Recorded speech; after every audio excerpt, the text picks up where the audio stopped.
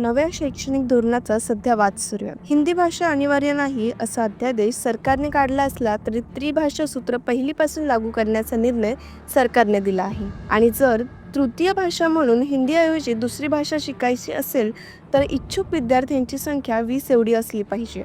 याचा सरळ अर्थ असाच होतो की सरकारला हिंदी भाषा सक्तीचीच करायची आहे. नॅशनल एज्युकेशन पॉलिसीनुसार शिक्षण घेताना 3 भाषा आपण वयाच्या वेगवेगळ्या टप्प्यावर शिकू शकतो. पहिलीपासून शिकण्याची अनिवार्यता नाही. पण असे असताना महाराष्ट्र सरकार ही सक्ती का करत आहे? दक्षिणेतील राज्यात तसेच गुजरातसारख्या राज्यात तिसऱ्या भाषेचा कोणताही अध्यादेश नाही. पण महाराष्ट्रात मात्र ही भाषा लहान मुलांवर लादण्यात येत आहे. ज्या वयात मुलांना मातृभाषेची गोडी लावायला हवी त्या वयात मुलांना इतर राज्याच्या भाषेसाठी सक्ती केली जाते.